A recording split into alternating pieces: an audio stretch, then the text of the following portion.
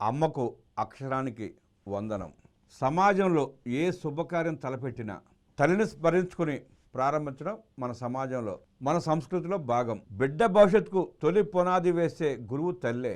ఆ స్ఫూర్తితోనే రాష్ట్ర విద్యా ఐటీ శాఖల మంత్రి నారా లోకేష్ గారు బిడ్డల చదువులకు ఆర్థిక చేయూతనిచ్చే పథకానికి తల్లికి వందనం అని పేరు పెట్టారు. ఇది బిడ్డల చదువుల కోసం తల్లులు పడే తపనకు, త్యాగానికి భద్రతనిచ్చే గుర్తింపు. వరుసగా 2వ ఏడాది విద్యా సంవత్సరం ఆరంభంలోనే తల్లికి వందనం పథకం నిధులు తల్లుల ఖాతాలో జమ చేయడానికి రంగం సిద్ధం చేయడం చంద్రబాబు నేతృత్వంలోని కూటమి ప్రభుత్వం ఇచ్చిన మాటకు కట్టుబడి ఉండే తీరుకు నిదర్శనం. ఎన్నికలకు ముందు నారా లోకేష్ చేపట్టిన యువగళం పాదయాత్రలో పిల్లల చదువులకయ్యే ఖర్చును తల్లుల ఖాతాల్లో నేరుగా జమ చేస్తామని ఇచ్చిన హామీని అధికారంలోకి వచ్చిన వెంటనే అమలు చేయడం మొదలుపెట్టారు. రాజకీయాల వాగ్దానాలు సాధారణమే అయినా వాటిని ఆచరణలో నిలబెట్టుకోవడమే అసలైన పరీక్ష. ఈ విషయంలో తల్లికి వందనం పథకం నిలువుటద్దం. తొలి ఏడాది పట్టణ ప్రాంతాల అంగన్వాడీ కేంద్రాల విద్యార్థులకు ఈ పథకాన్ని వర్తింపజేయగా, 2వ ఏడాది గ్రామీణ ప్రాంతాల్లో పనిచేస్తున్న అంగన్వాడీ కేంద్రాలకు పథకాన్ని విస్తరించడం సహృదయ నిర్ణయం.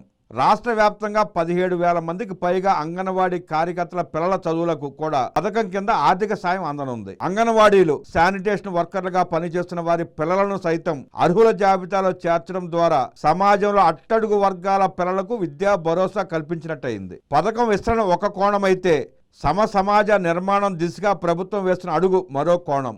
గత ప్రభుత్వ హయాంలో ఒక కుటుంబంలో ఎంతమంది పిల్లలు చదువుతున్నా కేవలం ఒక్కరికే ఆర్థిక సాయం అందించే విధానం ఉండేది. ఇది స్పష్టమైన వివక్షతో కూడిన విధానం.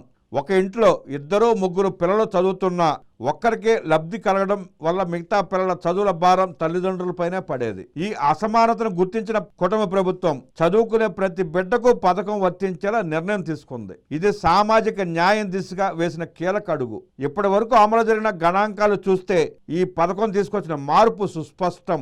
1వ తరగతి నుంచి 12వ తరగతి వరకు చదువుతున్న 67,47,190 మంది విద్యార్థులకు సంబంధించి 42,70,802 మంది తల్లుల ఖాతాల్లో ప్రజాప్రభుత్వం 10,120 కోట్ల రూపాయలకు పైగా నిధులను జమ చేయనుంది.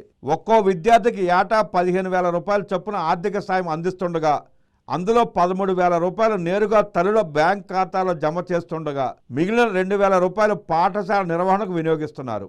ఈ లెక్కలు చూస్తే ఇది కేవలం సంక్షేమ పథకమే కాదు, రాష్ట్ర భవిష్యత్తుకు ప్రభుత్వం చేస్తున్న అతిపెద్ద పెట్టుబడి.